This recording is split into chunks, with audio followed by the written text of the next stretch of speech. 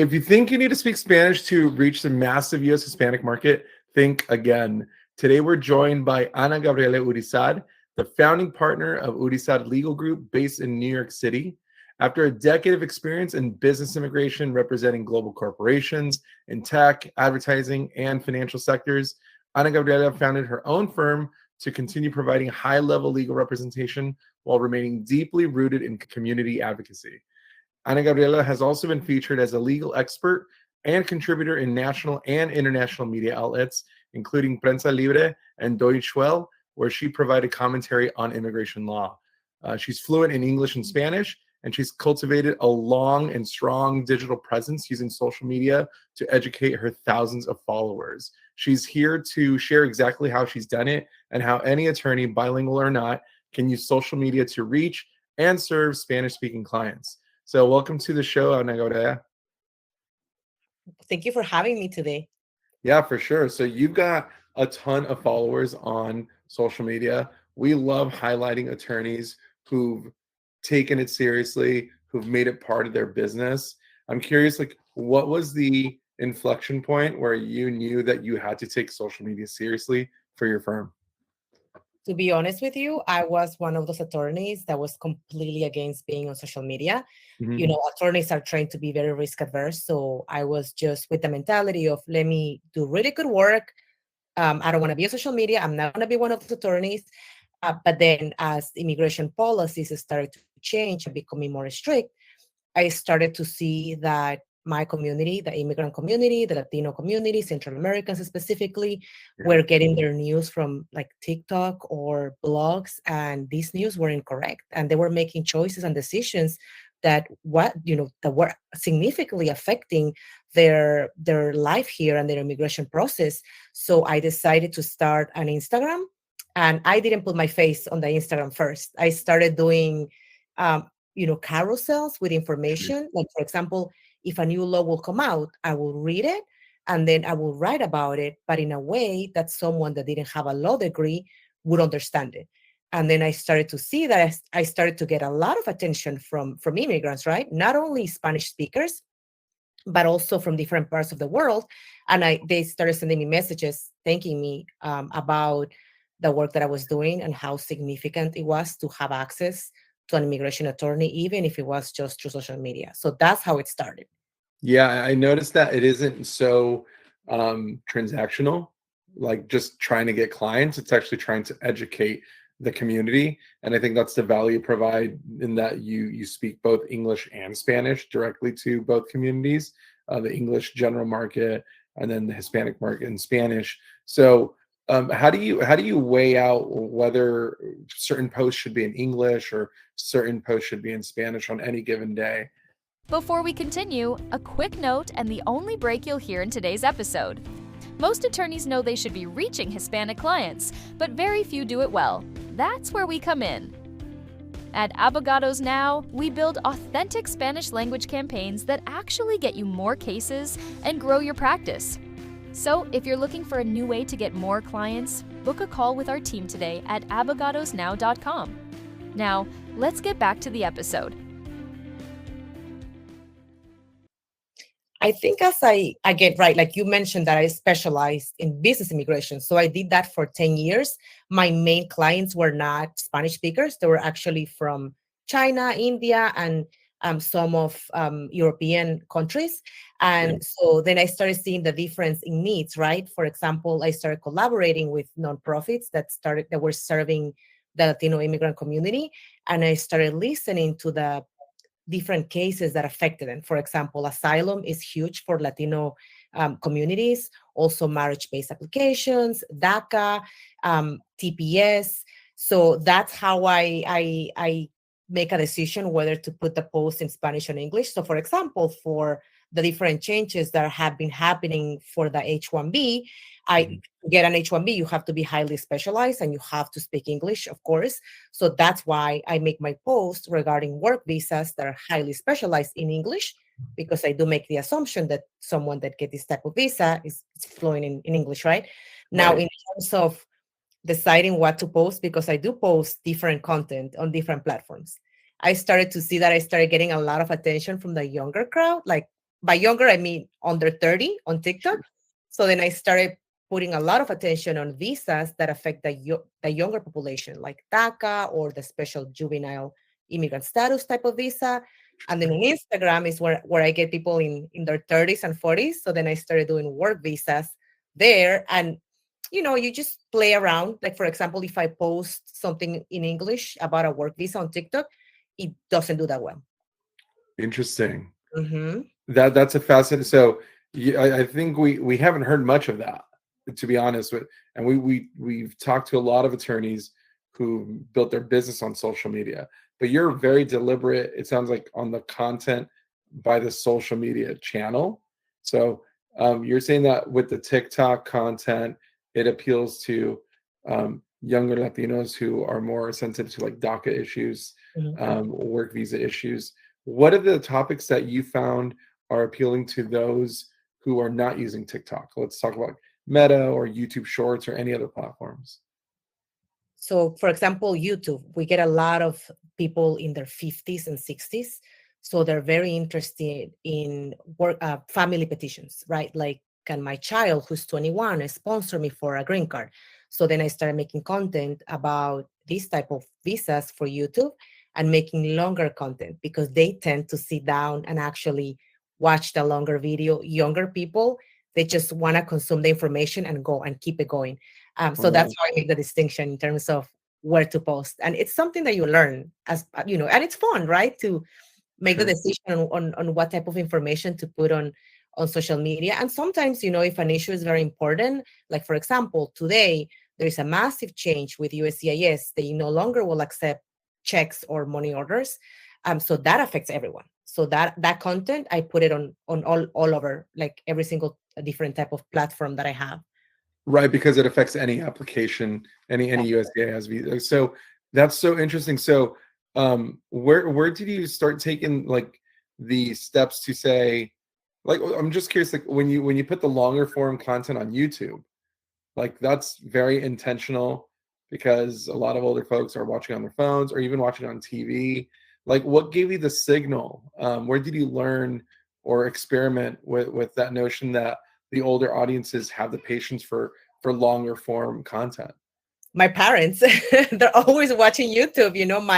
My stepfather is from El Salvador, and of course my mother is Guatemalan, and they're always watching YouTube. So then I started to ask questions. I'm like, oh, what type of content do you watch? Like, do your friends like this type of content? And they're like, oh yeah, we love watching long videos, especially when we cook or when we clean. So Yeah. that's when I got the idea of actually making longer content and to speak Spanish, but do it slower because I do speak very fast. And they do better. They do so much better when I implement the different tricks. Yeah, the big takeaway here for attorneys that are trying to level up their social media game, it's it sounds like don't just create one piece of content, assume it works in all these channels. You have to take into account, anecdotally, socially, like what's happening on these channels and how do you make content for those channels. I'm curious, was there any piece of content that you recorded or that you published that really amplified your social presence or really gained a lot of engagement or commentary or even followers? Was there ever a moment that you started seeing it really take off? It's so funny that you asked that question because part of what kept me out of social media was that I had this misunderstanding that it was going to take me a lot of time, right? Like, oh my Right. gosh, it's going to have to be a production, like super professional.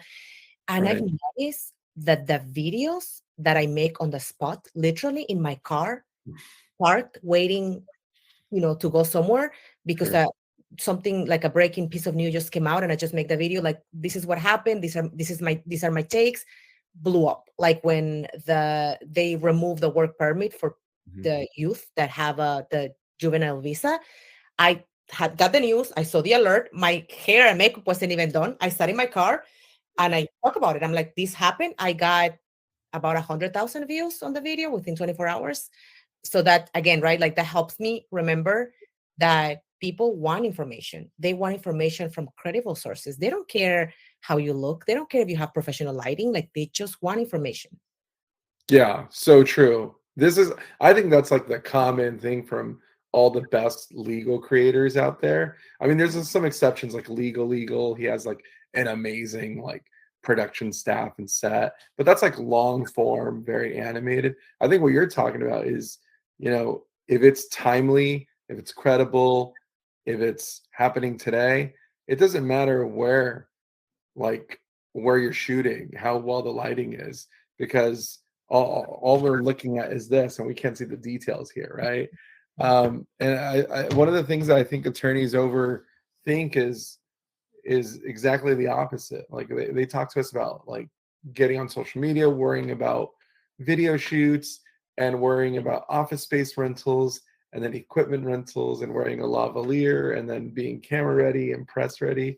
It's like it doesn't matter. It's just as long as it's timely and credible.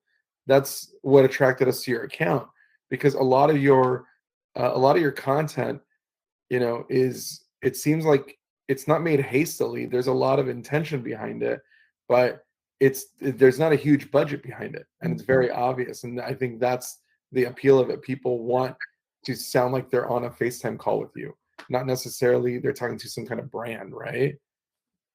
Absolutely, absolutely. And then going back in terms of why it's so important to put the content out there, and as soon as it comes out, is that you have to remember the majority of people don't have a master's in laws, right? They don't have a law degree. They don't have a license to practice law.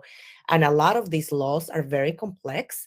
And it is important for people to have the ability to hear someone in a conversational format to be able to understand. And if you go back to my videos from all the way at the beginning, it's really important to ask for feedback, because I will make the videos and my friends will tell me, I don't understand anything of what you're saying. You sound like an attorney. Like I don't understand. For that, might as well just go and read the news or whatever comes out. Right. So I started practicing in front of my friends. And the more you do it, the more comfortable you get, to really put the content out there in a format that, like I said, someone that doesn't have a law degree can actually understand. Right. That's fascinating. So I'm curious, when I know you take the responsibility of giving very good information out there super seriously. Like I know that you're in this battle against misinformation, if you will, like you mentioned earlier.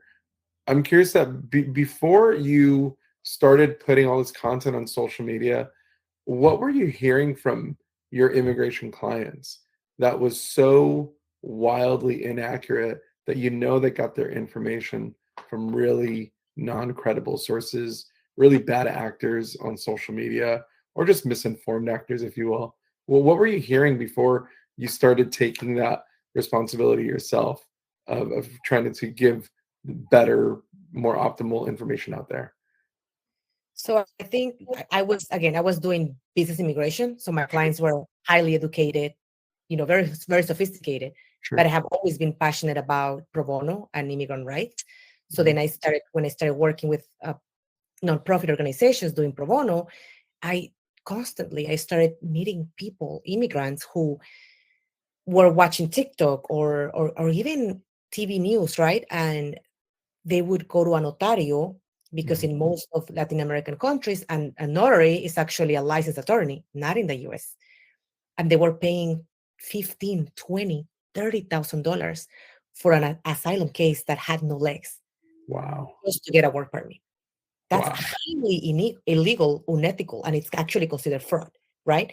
So I kept hearing this story, all the time. And I just couldn't just sit there and hear people being taken advantage of. And sure, paying $15,000, $20,000 for an immigrant that's barely making ends meet is a lot of money.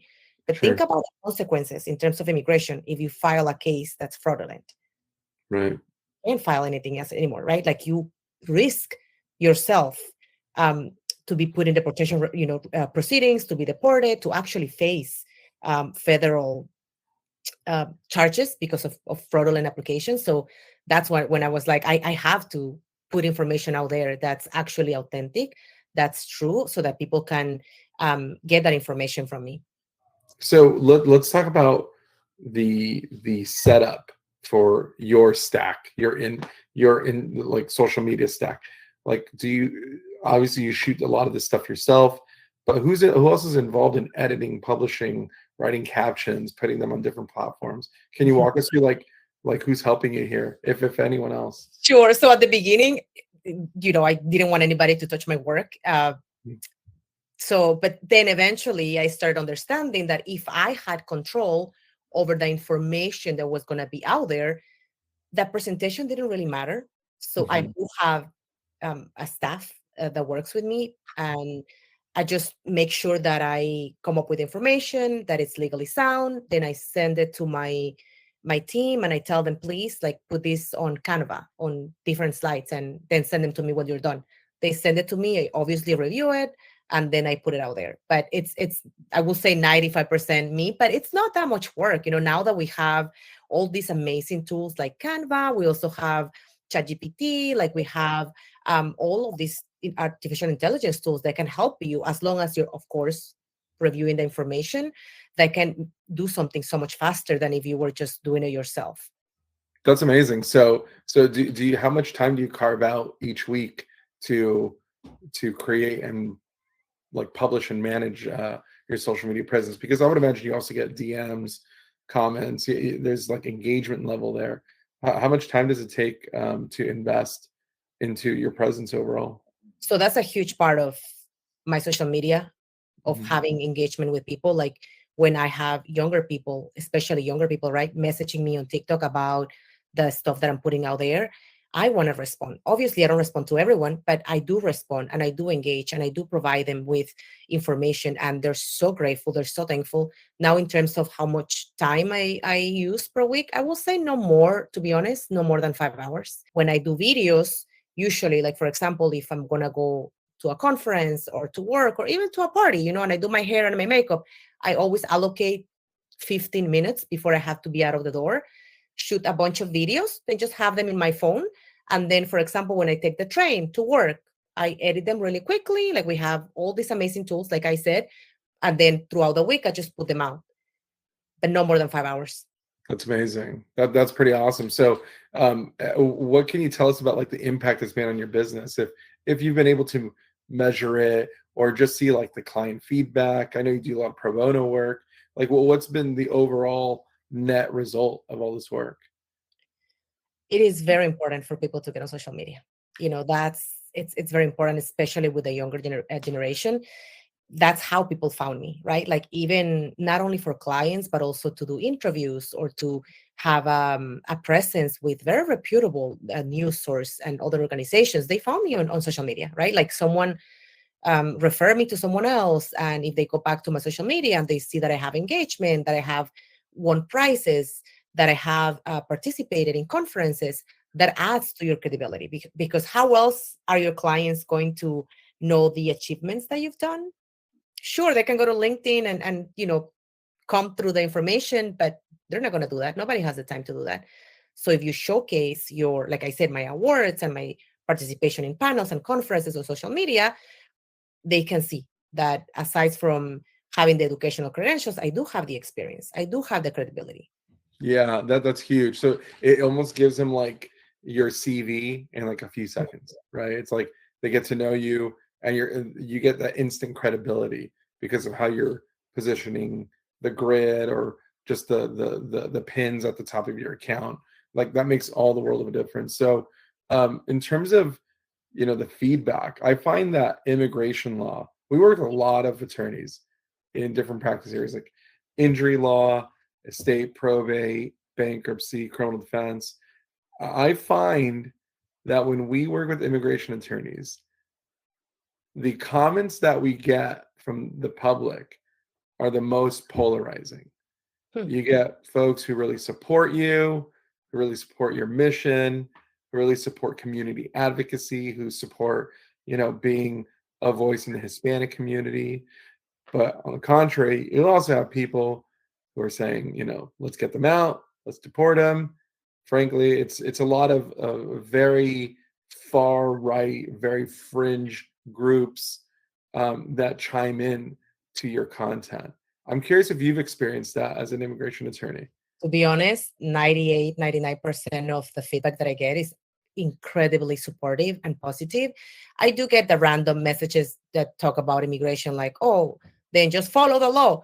But then again, and at the beginning, of course, I was very reactive because I'm very passionate about human rights and immigrant rights. But then, you take a moment, and I'm here asking myself, do I really want to waste my precious energy and time to engage with someone that doesn't have 7 years of education, right? That doesn't have a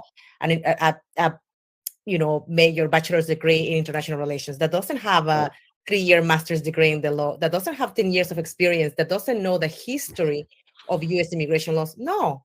So I Right. don't waste my time. But most of the comments, the feedback are extremely supportive. And if you, again, like if you watch my videos and the stuff that I put out, I don't go out there promoting my political views or my Right. political opinion, right? I Yes.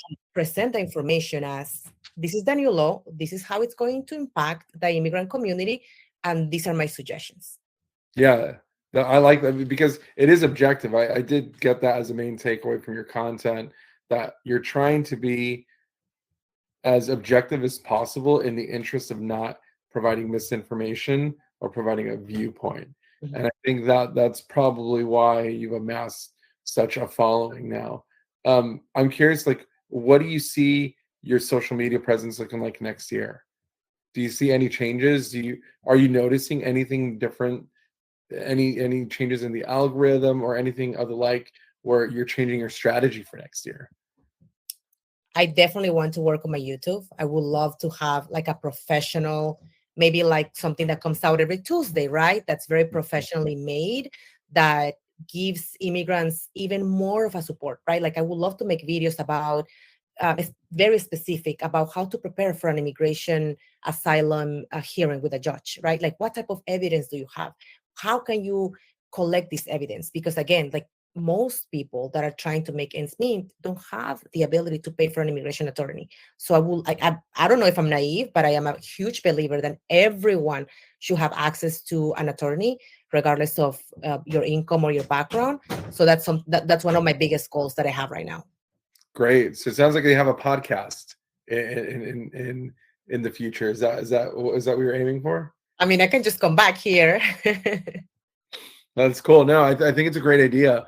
I was reading a stat somewhere that the vast majority of people who subscribe to podcasts prefer to watch their podcasts as opposed to listen to their podcasts, which I thought was pretty interesting insight there. Well, Ana Gabriela, fantastic story, amazing presence on social media. For everyone that's not following her, please follow her. All you need to do is search Ana Gabriela Urizar on Google.